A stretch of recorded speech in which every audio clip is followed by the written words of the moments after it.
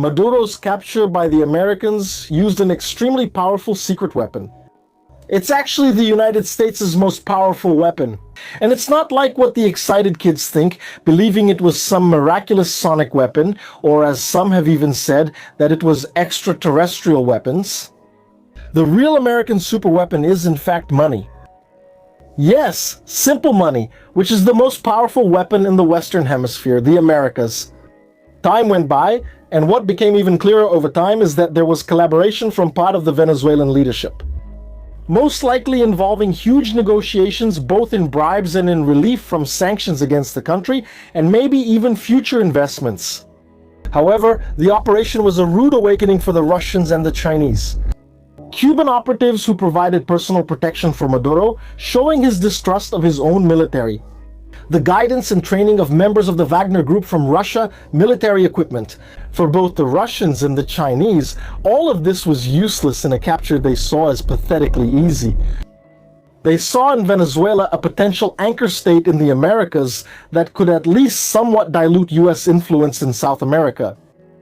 Now, in addition to this episode, the event involving the disputes between Washington and the Federal Supreme Court in Brazil, which were resolved through negotiations, simply monetary in nature. This is further reinforced by several other episodes in the Americas involving other Latin American countries that, despite their furious anti-US rhetoric, ended up amounting to nothing. Even if these leaders were supported by important countries in Eurasia, when push comes to shove, the Latin American leaders basically cave and end up negotiating with the United States. And the reason for this, which is something that Russians and Chinese don't understand, is also ironically the same reason why. The United States, on the other hand, has failed so many times in building solid alliances in Africa, Europe, and Asia, or the so-called World Island. The reason for this is that physics, so to speak, in the Americas works differently from physics in Afro-Eurasia, and the reason is time. Notice that for millennia, the different Afro-Eurasian peoples have interacted with each other. These interactions were shaped by wars, by exchange, by cultural disputes, by conversion or religious resistance, by ethnic disputes, and so on. The money factor is just one among many other factors that could only emerge after thousands of years of continuous interaction. Negotiations, even commercial ones that seem superficial, between different nations and peoples in the World Island region will always involve more than just money. Just money. It's not enough to stifle several centuries of hostilities caused by the elements I mentioned. It is a powerful factor, of course, but time and time again it has been outweighed by other factors, leading negotiations that would be economically advantageous to fail because other things ended up getting involved. And that's something that's very hard for people in the Americas to understand. And when I say people in the Americas, I mean the United States, Canada, Mexico, Brazil, Argentina, Bolivia. I'm literally talking about the entire Western Hemisphere, the landmass of the Americas as a whole. One thing that a lot of people stubbornly insist on is thinking that money is power. Money is not power. It needs to be converted, and in geopolitics, sometimes even converting it isn't enough. The ideological, cultural, historical, ethnic, religious, and so many other factors that carry enormous weight over there on World Island are negligible in the Americas, and that's no coincidence. Since the only force that is truly consolidated in the region is financial power. Money, out of all these elements, is the only one that is actually present. And the reason for this is that the region is an area that has only been truly occupied for about 2 centuries, in contrast to the millennia-old relationships, conflicts, fractures, and dynamics of the World Island. A lot of people might talk about the pre-Columbian peoples and so on, but no, that doesn't count. Not only was the degree of interaction among these pre-American peoples very small compared to the degree of interaction among Afro-Eurasian peoples with each other, but also demographically, it was a small portion which was further reduced due to disease, which greatly reduced the Native American population with the arrival of European settlers in the region. And another factor that is underestimated, let's say, intentionally, but it's even more important than disease, which is racial mixing. Since many of the natives ended up being absorbed by the European or African settlers who came later, kind of creating a sort of great American reset. And this money factor, and how it relates to this mega structure of interactions and various other forces, is what led Russians and Chinese to miscalculate geopolitically when it comes to the Americas, and Americans to miscalculate when it comes to Afro-Eurasia. And this isn't something new. If you've been following the channel for a very, very long time since the beginning, you'll remember that the first series on the channel was about my doctoral research, where I show how the United States and the CIA used organized crime as a secret and indirect tool during the Cold War, and how the Soviet Union did the same thing, but using terrorist groups instead.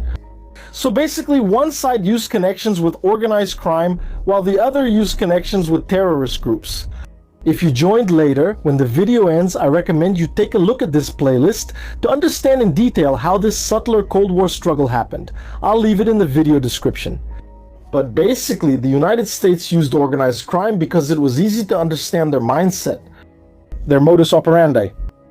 There, the issue basically comes down to money. Whereas the Soviet Union, anchored in ideologies, supported the liberation movements, terrorist groups linked to attempts at colonial liberation. And well, where did these American methods work? In the Americas, successfully containing Marxist guerrillas after the shock of Fidel Castro's rise in Cuba. And where did the American method fail? In Afro-Eurasia, with liberation movements exploding in the Middle East and other Marxist movements winning in Southeast Asia and Africa.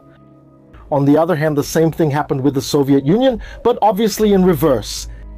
The reason the United States was successful in the Americas with this strategy and the Soviet Union in the world island is not just about geographic proximity, but because, so to speak, the geopolitics of the world island operate under different physics from geopolitics in the Americas. To understand why money here has absolute weight, but in the world island it's just one more element, imagine Afro-Eurasia like waterlogged soil. Every inch of land is soaked with blood, memories, and gods. When you try to introduce a new force, like money, it encounters colossal physical resistance from geological layers of history. A merchant in Istanbul or a peasant in the interior of China are not just individuals, they are the tip of a spear of 4,000 years of ethnic and religious continuity. Money there is a lubricant, but here in the Americas, money is the engine. The Americas, on the other hand, are the result of a historical short circuit, so to speak. We are not an organic evolution of peoples who were here. We are an artificial and accelerated confluence. In just 200 years, we were swept up in a process that the world island took millennia to process. The result of this is that our cultural, religious, and ethnic identities are still fluid, still taking shape. They haven't had enough time to solidify, to put down roots deep enough to withstand external pressures. In the Americas, since we don't have a common ancient sacred language, nor any ethnicity that can trace its ancestors on the same land since the Bronze Age, then what is left to unite us? Money. The Great American Reset that I mentioned wasn't just demographic, it was a reset of values. By mixing Europeans, Africans, Asians with indigenous peoples in a new, disorganized, sparsely populated territory, the old loyalties were broken. In their place, a new mystique powerful enough to ignore profit did not arise. That's why in the Americas, ideology is merely cosmetic. The politician who shouts against imperialism on Monday negotiates in dollars on Tuesday because deep down he doesn't have a millennia-old tradition of honor or isolation to protect himself. He only has his assets. Notice that this doesn't mean that people in the Americas are more corrupt than Africans, Asians, or Europeans. Because I know there are people who will interpret it that way, but that's not it. The fact is that our identity has far fewer anchors. The interactions between American nations were not marked by cultural division, religious division, or ethnic division. That's the point. That old saying that money is power is an expression that makes some sense only in the Americas, but it definitely doesn't make any sense in the old world. When the Chinese look at Venezuela or Brazil, they make the mistake of projecting their own civilizational depth. They think that anti-American sentiment in Latin America is like the anti-foreigner sentiment in Russia or China, something visceral, historical, almost genetic. They don't understand that in the Americas, anti-Americanism is often just a negotiation tactic to raise the price of the deal. The United States, being the architects of this liquid and financial modernity, understand these dynamics perfectly. They know that in the Americas, no one dies for an idea if they can live very well with a bribe. They don't need to win hearts and minds with philosophy in the Americas. It's enough to win over bank accounts with reality. But on the other hand, if that's the reason why Russians and Chinese were caught off guard by Maduro's failure in Venezuela, the opposite mistake is to think that money is absolute power, which has led the United States to fail so much and repeatedly in Asia and Africa, and to a lesser extent, even a little in Europe. We, Americans as a whole, can't understand. We can't wrap our heads around the idea of cultural and ethnic disputes that drag on for centuries, sometimes even for thousands of years. Cases like in Rwanda, where Tutsis were massacred by Hutus, don't make sense to us. For us Americans, it's an African killing another African, a black person killing another black person. We can't see an ethnic conflict there, because for us, the idea of ethnicity itself is something vague. We see races, but we don't see ethnicity. And that's why, in a video I saw recently of a black American from the United States visiting Nigeria, he was promptly corrected by the Nigerian when he said he was African American. The Nigerian said that he wasn't African American because he wasn't African, he was American. It's something subtle that doesn't make sense to us. The same applies to people of European descent who are not identified as Europeans by Europeans, or to Decaseguis, the Brazilian descendants of Japanese people in Japan who are not seen as Japanese. And that's why we are a new construct. It would take centuries and centuries for the other forces to settle and create their own frictions and shape the American way of thinking to the same level as it was in Afro-Eurasia. We suffer from ancestral illiteracy. For a Brazilian, Mexican, someone from the United States or Canada, the idea that a conflict that happened back in the year 1100 could still determine today who votes for whom seems crazy or like folklore.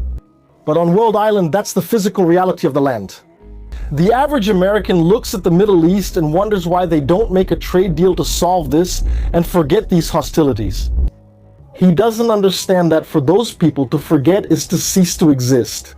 But as I said, if the mistake of the Russians and Chinese was to project their civilizational depth onto the American void, the fatal mistake of the United States was to project our fluidity onto lands that are already saturated. Americans firmly believe that freedom and democracy are byproducts of the free market. They operate under the logic that if you give a young person in Kabul, Baghdad, or Hanoi an iPhone, a McDonald's, or a bank account, he will automatically stop caring about who won the Battle of Karbala back in the 7th century or about the honor of his caste or clan. But World Island's physics does not accept this bribe. Take the example of Afghanistan. The United States poured trillions of dollars there, created an artificial economy, bribed generals, built infrastructure. In the mind of the planner in Washington, the money should have bought loyalty and stabilized the country. But what they found was a force that money can't compute, the finitude of historical time. While the American soldier counted the days until the end of his 6-month tour to go back home, the Taliban counted in generations. For the Taliban, American money was just a temporary resource to be plundered, but their roots, their religious and tribal identity was something non-negotiable. We in the Americas can't process the concept of intergenerational sacrifice. Since we are products of this great local reset, our worldview is focused on the self and the now. That's why bribery works here. It improves my here and now. In Afro-Eurasia, it's not that there aren't cases of corruption, but to involve an entire state, an entire community, bribery alone is not enough. The individual is just a link in a millennia-old chain. When the United States tries to apply the logic of organized crime, bribery, and profit to contain groups that operate under the logic of terrorism, which is motivated by ideological and religious factors, they fail miserably when this is applied in Afro-Eurasia. You can't negotiate a share of the profits with someone who believes their reward isn't in this world's financial system, but in the afterlife. In Vietnam, the United States thought that firepower and economic superiority would win.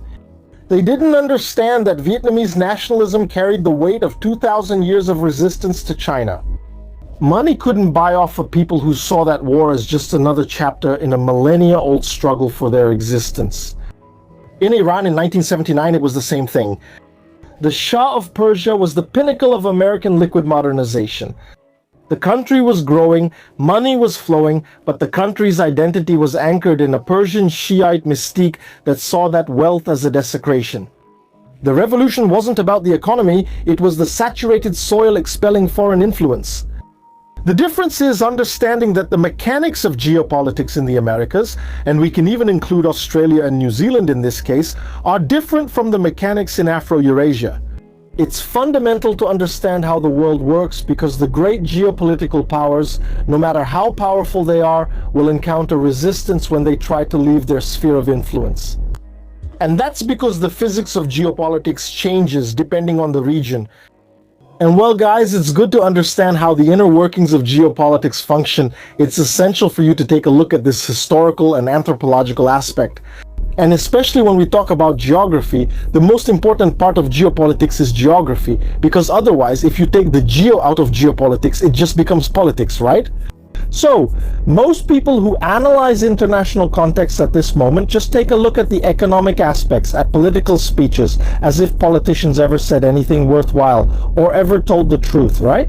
And sometimes they look at military equipment, numbers, as if it were some kind of trump card in war, right? But that's not how it works. So the first thing I need to say is, congratulations to you for being here. You're here watching a video with this kind of academic depth, and that makes all the difference. You're not like those kids who just want to watch TikTok videos that explain this in 3 minutes, explain World War II in 3 minutes, and explain the Roman Empire in 3 minutes. No, you want to understand things deeply. You want to know how the physics of geopolitics works. See the difference. So congratulations to you for being here following the channel, and I also need to thank the channel members even more. Geopolitica Mundial, more than 90% of the channel's revenue comes from the members. After all, I don't earn that much from views because look at the kind of content I bring, right? The channel's monetization is low, so more than 90% of what guarantees the channel's existence is thanks to the members. So consider becoming a member. You ensure I have academic and creative freedom without worrying much about views, right?